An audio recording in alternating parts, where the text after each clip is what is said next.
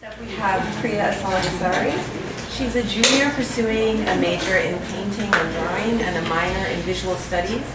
Priya is a multidisciplinary artist in residence at the ACAD New York Studio Residency Program, where she's researching various cultural traditions of bathing, both in private and public spaces.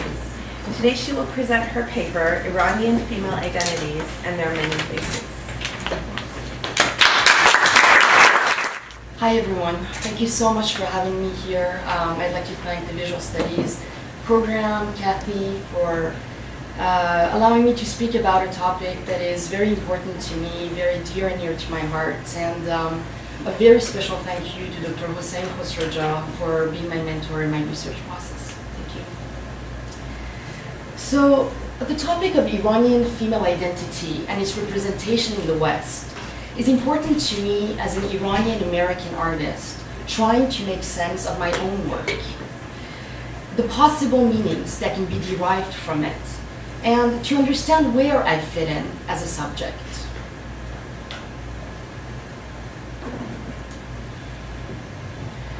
When in recent years I noticed a revival of interest in Iranian culture and art, I became very excited.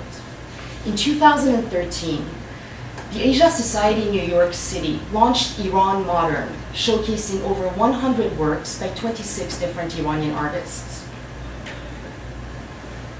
In 2015, the LACMA, the Guggenheim, the Smithsonian's Hirshhorn Museum, and the Cantor Art Center at Stanford University offered exhibitions regarding contemporary Iranian art as well. Now, what could be an eye-opening opportunity here is also potentially a trap. The opportunity is that this attention on Iranian artists offers Western audiences a window into the diverse lifestyles of Iranian women in Iran and abroad. It offers a window into the roles that they occupy in their particular societies and the contributions they have made. It offers a window into their interests, their tastes, and their concerns.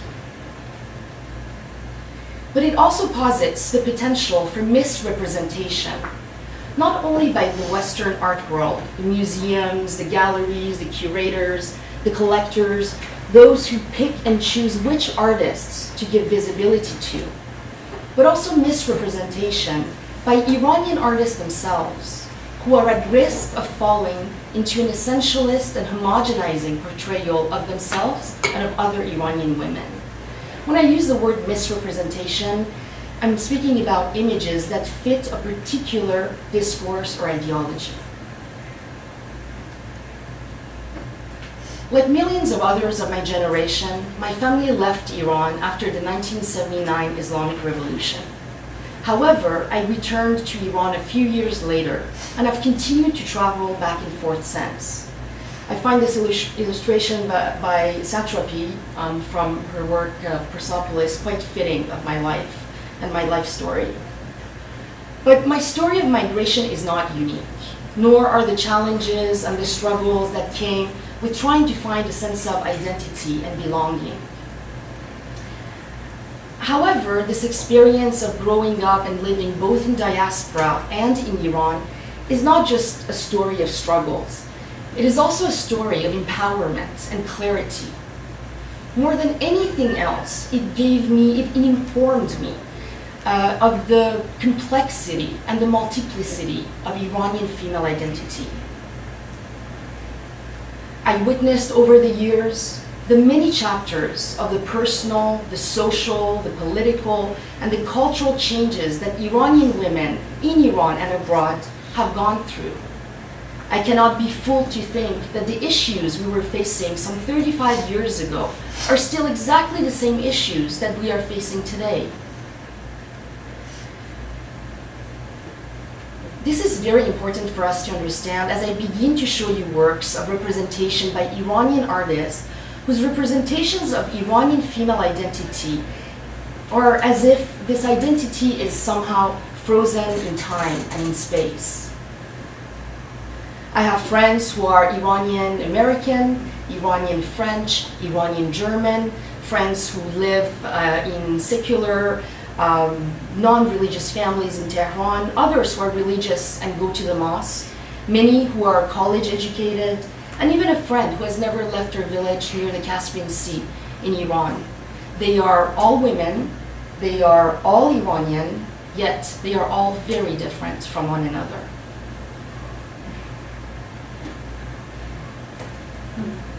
In order to understand contemporary Iranian women and bypass stereotypical and homogenizing representations that are often outdated and rooted in a colonial gaze, Western audiences must consider the possibility of an Iranian female identity with no essential face or truth. Now the question is anyone ready for such radical possibility? Here's an example of an Orientalist painting by the French artist Jean-Léon Gérôme, where female bodies are as imagined subjects for the Western male pleasure. I'm showing you this so that we can then compare it to several contemporary works by Iranian and Arab female artists and assess how much difference there is between the ideological underpinnings of those works and this painting.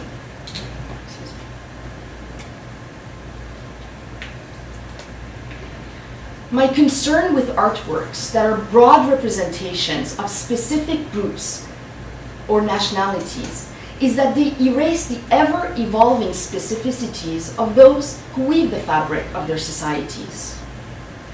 What essentialist representations do is that they freeze us into one singular way of being that does not change with time, and in this way robs us of the acknowledgement we deserve for our spiritual, our emotional, and our intellectual transformation throughout our history. In most of the exhibitions I looked at in 2015, Shirin Neshat, who can be described as the female superstar of Iranian contemporary art, had been given center stage. Neshat is an Iranian visual artist, often labeled as feminist, who's been living in the United States since 1975. After traveling back to Iran in 1990 and discovering a massive transformation in the country that she had known prior to the revolution, she returned to New York City and created her iconic photograph series, The Women of Allah, which I'm sure many of you are familiar with. In 2015 alone, her work was presented in a solo show at the Smithsonian's Hirshhorn Museum in Washington, D.C. At LACMA's exhibition, Islamic Art Now, Contemporary Art of the Middle East, which featured this photograph at the bottom as the poster of the exhibition on their website. Her work was also the main draw at the group show She Who Tells a Story, Women Photographers from Iran and the Arab World, at the Cantor Art Center at Stanford University. Neshat's visually catchy photographs, which quickly catapulted her to international acclaim, were her way of exploring the notion of femininity in relation to male authority and Islamic fundamentalism in Iran. Interestingly, and I would say sadly, some 2 decades since their conception, the Women of Allah images persist to imprint the consciousness of Western audiences as the signifiers of an Iranian woman's identity, one that is burdened by the veil, violated by the weapon, and passive by allowing text to be scribbled all over her face.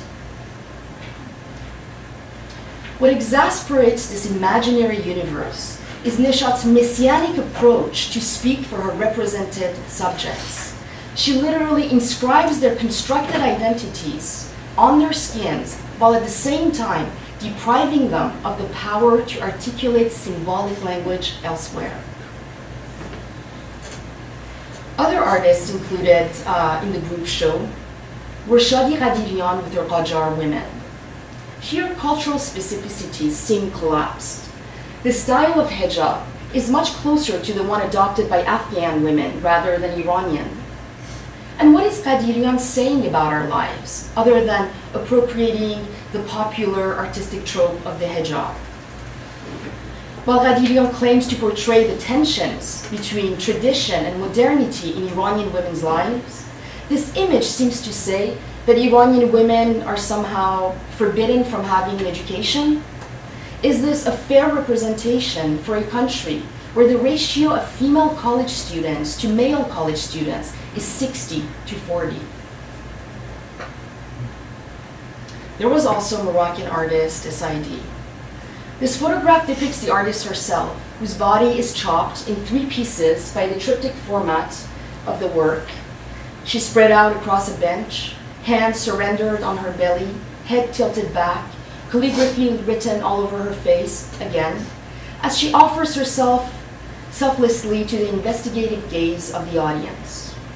As one would expect of the Middle Eastern women, she does not provoke anything new that could shatter the Orientalist expectations that we here in the West are conditioned to have of her. In fact, everything about this image deprives her of agency. Next to her was the work of Yemeni artist Tabakil from the Hijab series 2010. She presents herself in a series of 8 photographs with her daughter and doll, all 3 wearing various styles, or I would say oppressive levels of the hijab. On the radical extremity, they are engulfed by total darkness, disappeared under the hijab, gone. At the enlightened end of the row, they are alive in color and even sport a happy smile. Here again, I wonder what new discourse about women and Islam the American audience is being prompted to engage in. The horrifying sublimity of hijab as a vortex of nothingness, as the existential reality of the Muslim woman, versus the vivid and colorful imaginary of a world without it. Yes, the enforcement of the hijab is intolerable to those of us who do not believe in it. But it is also the choice of many Muslim women who find themselves empowered by wearing it. I look forward to seeing more of that kind of representation as well in the arts. By grouping these artists' work into one exhibition that largely depicts victimized women, the story told gives the impression that Iranian female identity is not so different from Jordanian, Yemeni, Palestinian, Moroccan, or Egyptian identity. An identity that is for the most part weak, that cannot speak for itself, and is always struggling under the hijab. As if the hijab is the only preoccupation of Iranian women, or of Muslim women, or women from the Middle East. Would the Western gaze be shocked to discover that Iranian women have concerns and interests that extend far beyond the hijab, and that they may be active, powerful, and influential members of their societies? Yes, we are still struggling to meet our equal rights, just like every other woman around the globe. But to make it look as if we have not evolved with time and have not fought for our rights is rather naive of the West. This is Taravat Talepasand's work titled Mullah's Ghost, which I came to discover last year and also find highly problematic.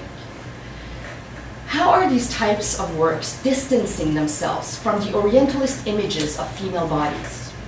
Bodies that are exposed objects of desire for the white male gaze. Who, I wonder, is to be the first to opt for an intellectual and conscious leap ahead, in which the subject woman from Iran or the Middle East is no longer debased as object of desire and as victim in the name of feminism? Is this simply the result of a certain naivete on the part of both artist and audience? Or are both parties fully aware of the implications of their choices? As an Iranian woman, I find these images offensive. Not only do they not defy patriarchy, but they serve it by reiterating the worst presentations of Orientalism. And so I think of another kind of artist, Monisha Rudi Farman-Farmayan. Thankfully, in 2015, she too was given a solo exhibition, and that at the Guggenheim. Now, in her mid-90s, Monir's work represents her individuality. Her work is not someone else's voice she's imagined or fantasized. It is not a product of her projections onto other women. Rather than being focused on representing identities, Monier's art reflects an amalgamation of her emotional, intellectual, and spiritual ideas shaped through time and space. It is precisely this combination of ideas, time, and space that give rise to her ever-regenerating identity. An identity that cannot be made frozen in time as subjects objectified can. An artist is someone who conveys his or her unique perspectives through art. We must not lose sight of that when we look at works of art that are representational of groups of people. In this sense, Neshat represents her perspective, which also happens to fit into stereotypes and conveniently ignores the varied and complex reality of Iranian women.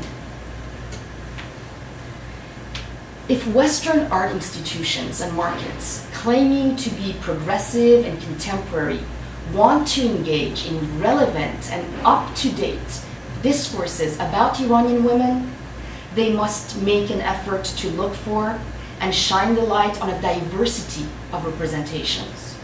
Not just on artists who are in the business of repackaging expected, commodified, Oriental identities for a Western market still excited about a certain fantasy of the Orient and of its women. On the other hand, if Iranian artists want to reflect a contemporary Iranian culture and society, they must stay true to their unique voice and perspective and avoid at all costs any temptation to satisfy a Western taste. Thank you.